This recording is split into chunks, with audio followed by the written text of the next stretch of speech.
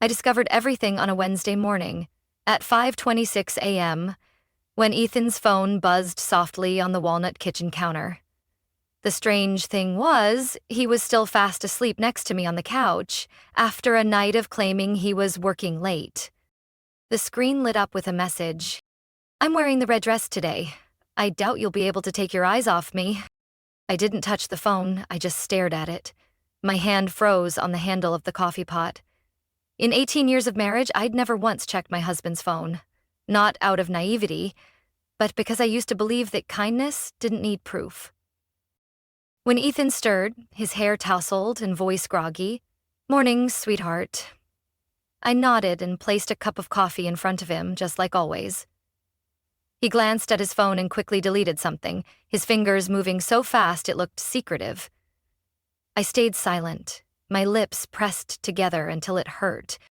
No one teaches you how to stay calm when your gut tells you the man who shared almost 2 decades with you is quietly erasing you from his life. 3 days later, while gathering his clothes for dry cleaning, a thin restaurant receipt fell out of the pocket of Ethan's blazer. Solstice Restaurant, 2 New York strip steaks, 2 glasses of red wine, 1 panna cotta. The date? Last Friday. The same night, I made his favorite lasagna and ate it alone in front of the TV until 10 p.m. I held the flimsy slip in my hand, frozen in the laundry room. In my mind, I pictured Ethan across from another woman, laughing, holding a wine glass, whispering the kinds of things he once said only to me. His voice behind me made me flinch. "Find something interesting?" I turned around, still holding the receipt. He looked at it, then at me. My breath was shallow, but my voice stayed even. "Just collecting laundry." He stepped closer, took the shirt from my hand, and nodded slowly, like everything was normal. "You're always so thoughtful," he said, smiling. The same smile that once melted me back in design school. Now, it just made me sick. That night, Ethan slept with his back to me. His phone was face down and tucked under his pillow. I stared at the ceiling, my heart pounding like a clock on the wall. Silence in a marriage comes in many forms. Sometimes as quiet understanding, other times like a blade. The next morning, I called Ethan's office to ask about the family dinner I was planning. His assistant Kelsey answered. Her voice was syrupy sweet, yet sharp enough to cut. "Oh, hi, Natalie. Ethan's in a meeting right now, but I'll let him know you called." "Thanks. Please, tell him to call me back." "It's personal. He's probably tied up all evening again. His schedule's been packed lately," she added, with a hint of smugness. I hung up with trembling hands. The way she said his name, Ethan, not Mr. Clark, made my skin crawl. She wasn't hiding the intimacy. She wanted me to feel it, even through the phone. I used to think if my husband ever cheated, I'd just know. But betrayal doesn't strike like lightning. It drips slowly, like water wearing down stone. Until you look down and realize you've been eroded. Thursday night brought an unusual chill for mid-May in Oregon. I stopped by the store for a loaf of bread and a bottle of red wine, hoping to warm up the distance between us with a simple dinner. But when I opened the front door, the hallway light was off, and the slightly ajar office door let out sounds, none of which were typing or phone calls. It was his voice, low, calm, calculated. "She doesn't suspect a thing. Still cooks dinner, still does my laundry like a machine." Silence. Then laughter. Not his. A woman's voice. Young, confident. "Told you. Women like her never believe they've been replaced until the divorce papers hit." I stood frozen, back pressed against the cold wall. My breath caught in my chest as Ethan replied, his voice softer than I'd ever heard. "I've talked to the lawyer. As soon as possible. The asset division is almost done, don't worry. She'll be out of this house with a suitcase and a couple of small checks." I bit my lip until I tasted blood. Those words weren't a conversation. They were a sentence. I can't wait months, Ethan. I want to be your wife. Officially. We'll be fine, Jules. Jules. Not Kelsey. Who was Jules? Definitely not his assistant. This woman spoke with the certainty of someone who'd been promised something. Even a stranger outside the door could hear the sweetness laced with venom. Once the divorce is finalized, I'll sell the house. We'll start fresh. Just the two of us. Ethan chuckled. She doesn't have her name on anything. She still thinks the savings account is real. It's only 14 grand. The rest, I already moved to the anonymous trust. I don't remember how I peeled myself off that wall. Only that when I slipped out the back door, the wine bottle was still in the bag. But my hands were soaked in sweat. It wasn't just infidelity. What Ethan and this woman, Jules, were doing went far beyond that. They were calculating my erasure like a spreadsheet, turning 18 years of marriage into a liability to eliminate. No emotion, no remorse, just signatures and silence. I sat in the car for a long time. I didn't cry, didn't scream. One question looped through my mind. When did I disappear without even noticing? I remembered the last time Ethan touched my shoulder while I was washing dishes. Maybe 4 months ago. The last dinner we had without his phone on the table? Probably Christmas. The signs were always there. I just didn't want to see them. But now, I saw everything clearly. I was the obstacle. The legal burden Ethan wanted to eliminate from the new life he was building with Jules. And that very night, I understood one thing. If he wanted to fight with lawyers, I would fight with memory. If he wanted to calculate assets, I would count every ounce of trust he had burned over the years. I wasn't going to run to a lawyer's office. I wouldn't confront Ethan. I wouldn't storm into his illusion of a romantic dinner with his mistress. I simply stood up and pulled out a notebook. Write the first line. May 16th. Jules called Ethan baby. Ethan mentioned a lawyer. Said everything was in place to leave me with nothing. I recorded every word, every laugh, every sentence in my mind. Each detail like a pair of shears cutting through the 18 years I once believed were love. This marriage had become a performance, and I would be the one to rewrite the final act. I started with the simplest thing, observation. Ethan left the house every Monday, Wednesday, and Friday at 6:40 a.m., always saying he had early meetings with clients. But from the second-floor window, I saw he often stopped at a small coffee shop near downtown, the one I remembered only one person from his firm ever frequented. Daniel Moore, co-founder of the financial company Ethan ran. Daniel had appeared at a few Christmas parties in past years, quiet, polite, almost like a shadow. I only recalled one time he spoke to me, asking about the book I was reading, never once mentioning deals or contracts. There was something about him that didn't fit Ethan's world. No flash, no performance. They started going to that coffee shop every Tuesday and Thursday, always sitting near the window, bringing my laptop and fake paperwork as if I was doing bookkeeping for the local yoga studio. On the 5th morning at exactly 7:10 a.m., Daniel walked in. Gray button-down, black coffee, no sugar. He took the same seat near the window, didn't look around, opened his tablet and began reading. I waited until the 3rd time before walking over, speaking softly as if it were a coincidence. Mr. Moore, I'm Natalie, Ethan Clark's wife. He looked up. A flicker of surprise crossed his face, but no irritation. Yes, I remember you. He gestured to the seat across from him. Have a seat. I'm guessing this isn't a casual encounter. I nodded. I need to speak with you.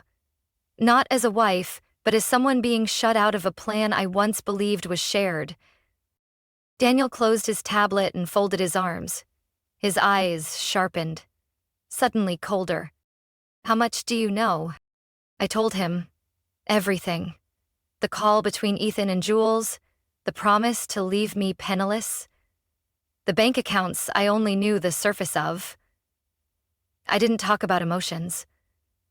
I wanted to speak like someone who understood the game, not a victim seeking pity. Daniel didn't interrupt. When I finished, he pulled a thick envelope from his briefcase and slid it across the table. You need to see this. Inside were printed internal email chains, financial reports, shareholder charts, all with clear indicators that Ethan was slowly cutting Daniel out of the firm's most valuable investments. He's using a string of shell companies to funnel profits into a personal account. Everything looks clean on paper unless someone digs deep. Very deep, Daniel said, his voice low and tightly controlled. I suspected something, but I didn't think he'd screw me inside a company I helped build. I sat motionless. What are you planning to do? Gather evidence. Prove Ethan isn't just betraying me, he's breaking the law. Daniel leaned back slightly, his expression unreadable. I can help, but we need to be careful. Ethan thinks he's clever. That's his weakness. I can help, but we need to be careful. Ethan thinks he's clever.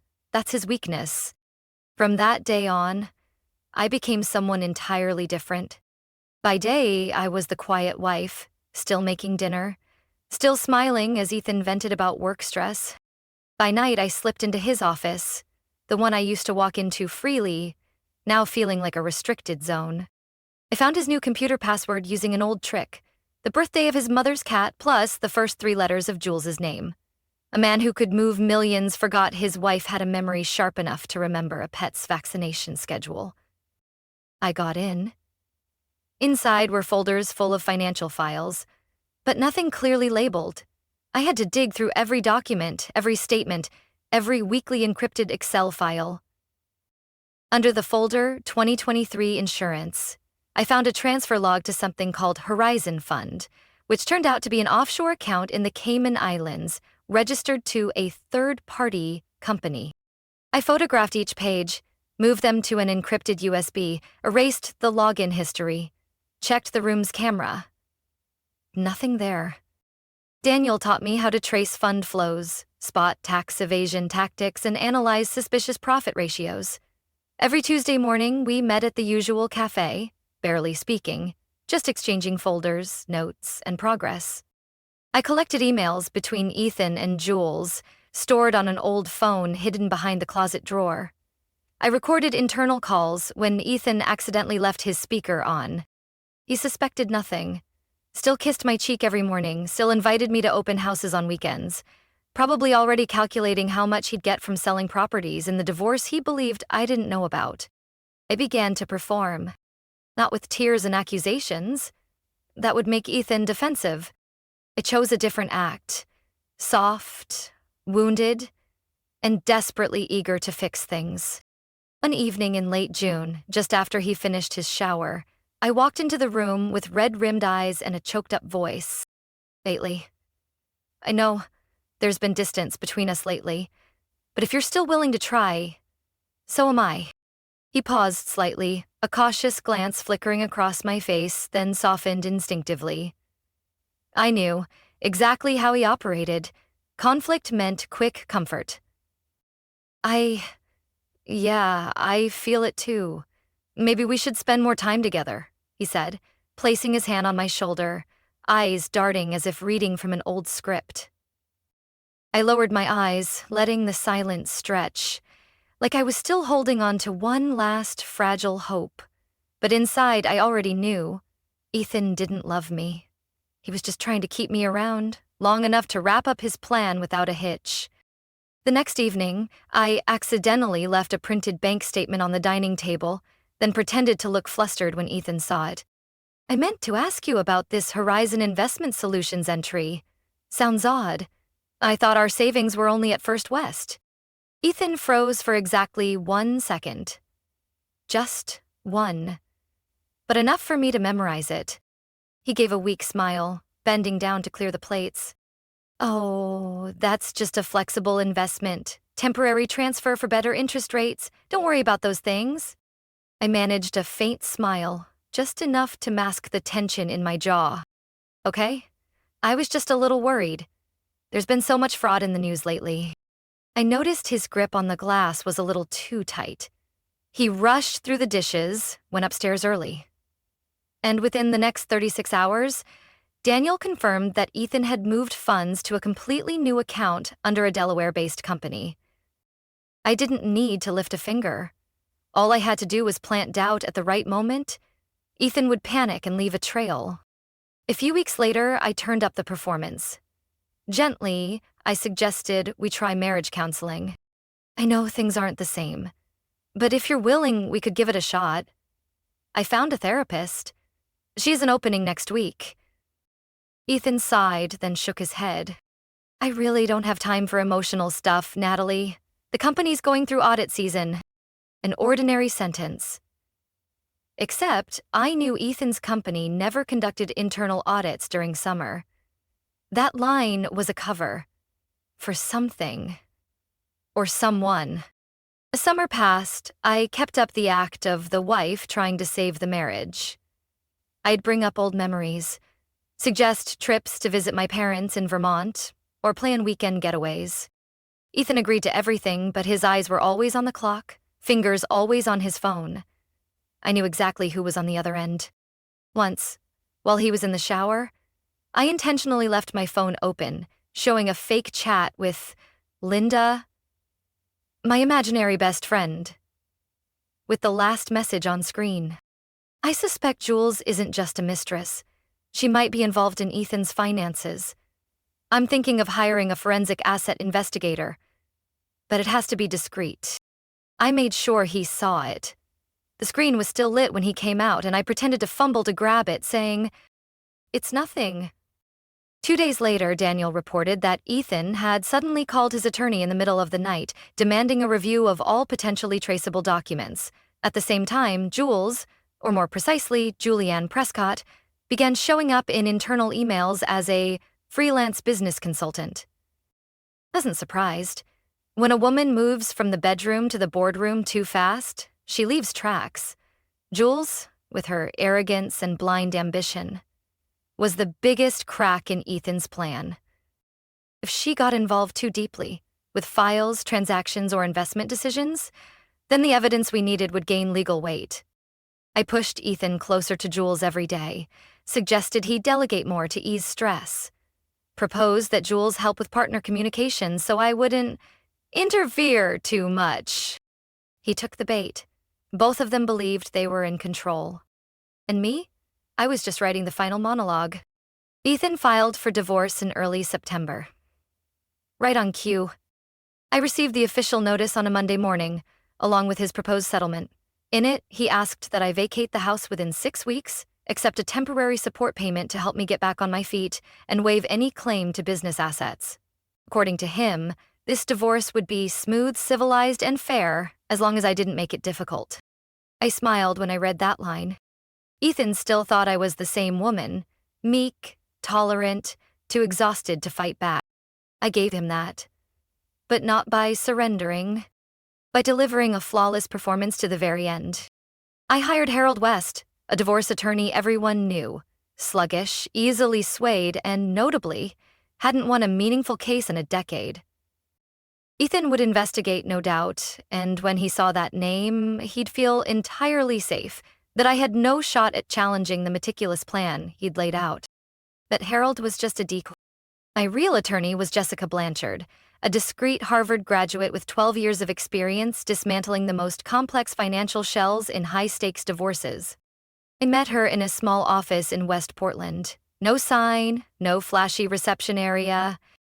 But what Jessica had, offshore asset maps, traces of Ethan's Delaware shell company, and financial trails, was enough to turn Ethan's settlement proposal into a courtroom joke. "We're not going to expose him right away," Jessica said. "We'll let him trip over his own terms. I don't just want to win. I want him to think he's won until the ground crumbles beneath him."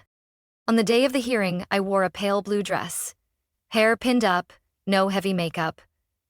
I looked tired but composed, the perfect image of a wife clinging to the last thread of an 18-year marriage. Harold played his part, flipping to the wrong pages, fumbling with files, even dropping his glasses mid-session. The courtroom looked at me with pity. Ethan, on the other hand, looked so relaxed, I could see him trying to suppress a smirk.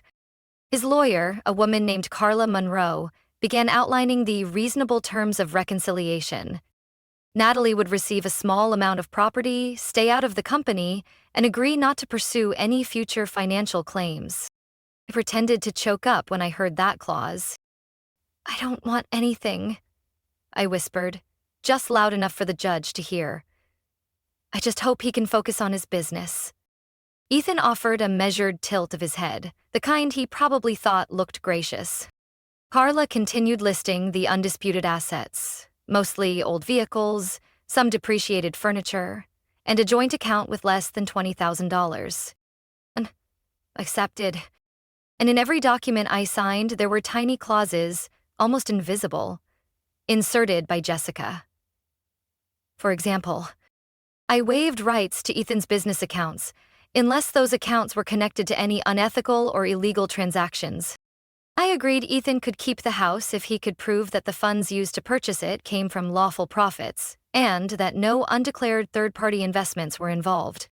I accepted a lower asset settlement as long as property valuation was based on an independent audit confirmed by a third party. Everything looked reasonable, until Ethan had to prove it all, and couldn't. When the hearing ended, I bowed slightly to the judge, my hands trembling like someone reeling from a personal blow. Ethan stepped closer and leaned in to whisper, "Thank you for being decent, Nat. I know you're not the petty type." I looked up at him, offered a faint smile. "I never was, Ethan. I just learned to read the fine print." Carla shook Harold's hand, thanking him for the pleasant cooperation. Ethan walked out of the courthouse like a man who had just won the easiest divorce negotiation of his life. He didn't realize he'd just signed his own downfall. 3 weeks after the trial, Ethan thought he was in the clear. He fully moved into a penthouse in the Pearl District, bought a new car, and showed up at an investment seminar with jewels on his arm, wearing a constant grin like he'd just won a high-stakes poker game. I watched everything in silence. But Daniel didn't. On Monday morning, exactly 8:30 a.m., Daniel called an emergency meeting at Altura Capital headquarters. 6 board members. Ethan wasn't the top executive, but he had long manipulated most decisions with charm and a stream of high-yield projects he led. Daniel entered the conference room with a thick file in hand and a voice like a blade. "We need to address a serious issue. Ethan Clark's offshore accounts have been used to siphon profits from 3 major projects, without board approval." Ethan, seated at the head of the table, raised an eyebrow. "I thought I'd already explained those funds." Daniel held up a hand, cutting him off. He passed the folder to each person at the table. "Here's the evidence, along with email correspondence between Ethan and someone named Julianne Prescott, who referred to herself as a private advisor, yet has no employment contract with Altura Capital." Jules had waited for this moment. Daniel turned on the projector, displaying a chain of emails sent from Jules's company account. Messages discussing profit redistribution, restricting Daniel's access, and transfers to avoid internal audit. One email was titled, "Transfer before court date, need to erase First West transaction trail." The room went silent. Ethan sat frozen. A board member finally spoke. "You realize this is enough to trigger a criminal investigation, right?" Daniel gave a firm glance around the table, then spoke with finality. "We're initiating an independent audit this week. For now, I propose suspending Ethan Clark as CEO, effective immediately." The vote took less than 4 minutes. Result? Unanimous. That afternoon, Ethan was escorted out of the building by security before he could finish packing his personal belongings.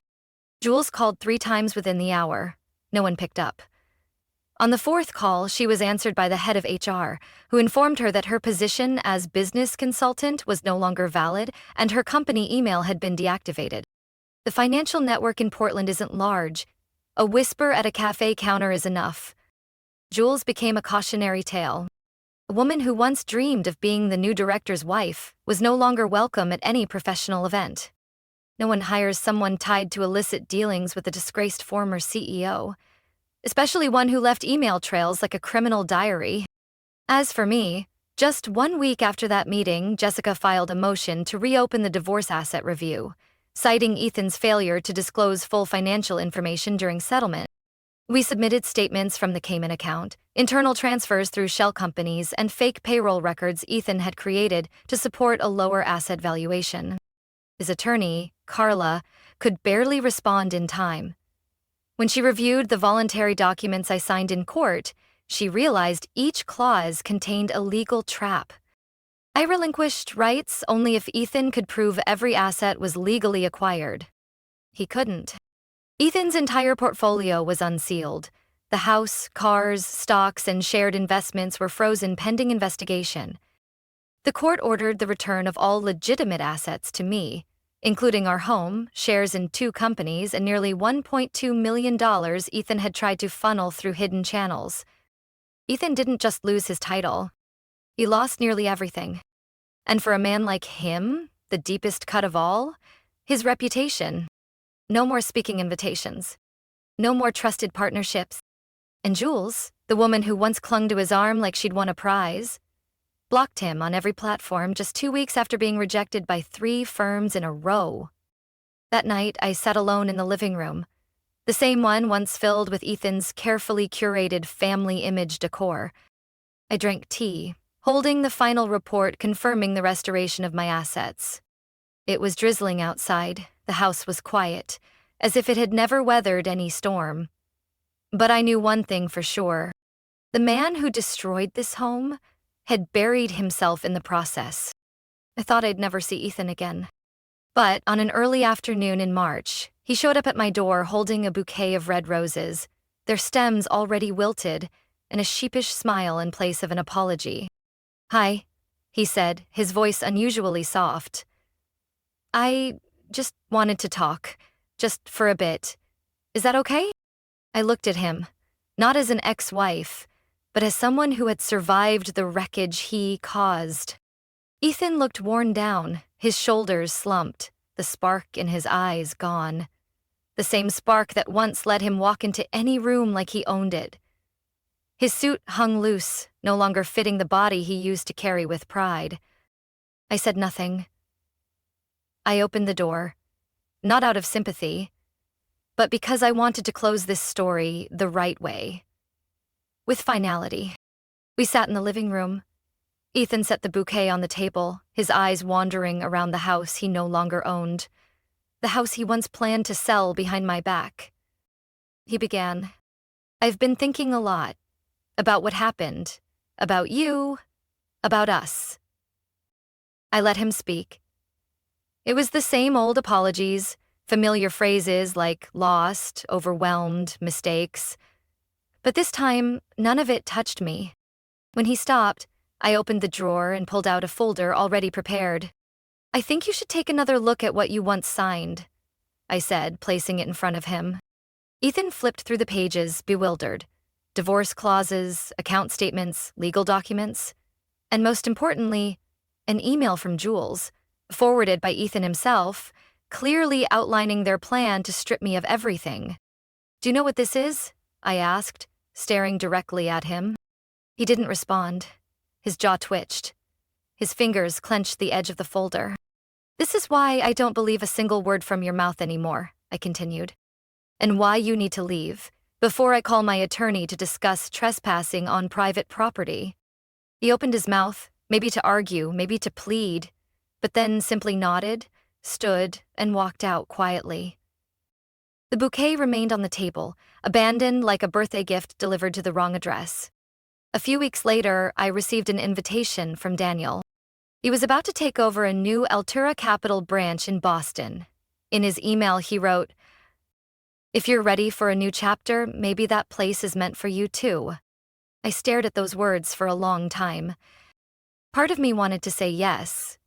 Daniel was kind, steady, and understood the darkness I had just walked out of. But I had spent my entire youth orbiting around one man. Now, I didn't want to enter another orbit, no matter how warm or safe it seemed. I called him back. "Thank you, Daniel. But I think, right now, I need to learn how to live for myself before I know what I can share with anyone else. Daniel chuckled softly. Then you've come farther than you think, Natalie. I no longer followed news about Ethan, but Portland is a small city. I heard he left finance, started a freelance consulting firm with very few clients. As for Jules, she vanished from LinkedIn, stopped attending networking events, disappeared from every space she once confidently entered on Ethan's arm, thinking she was becoming Mrs. CEO, until one day, I saw her. In the supermarket, frozen foods aisle. She wore a faded hoodie, no makeup, her hair tied up with a thin elastic. In her cart, discounted pasta and a bag of packaged salad. Our eyes met. Jules froze for a moment, her stare blank, like someone in disbelief. I gave a small nod and turned away. No anger, no contempt. She was just a stranger. Someone who once barged into my life with ambition, but now had no place worth remembering. I spent the rest of the year planting flowers in the backyard, where Ethan once planned to build a pool. I learned pottery, befriended 3 women in my Wednesday morning yoga class. Sometimes we cooked together, shared books, and none of us talked about marriage like a trophy to cling to. One evening in late June, I drove alone to Cannon Beach, rolled the windows down, and let the ocean wind whip through my hair. I brought my old journal, the one filled with notes and plans for resistance. I tore each page, line by line, and dropped it into the campfire. Not because I wanted to forget, but because I no longer needed memory to protect myself. Now I live inside my own story. No one else holds the pen. Some truths, once exposed, can shatter us, but they're also the chance to begin again, on our own 2 feet. Natalie's story isn't just about betrayal. It's a journey of awakening. From a deceived wife to the author of her life.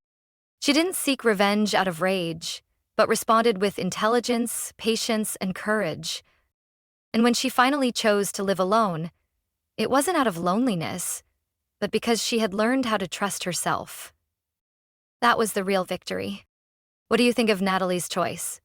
Should she eventually open her heart to Daniel? Share your thoughts in the comments below, and don't forget to follow the channel for more powerful stories about family, healing, and rediscovering yourself.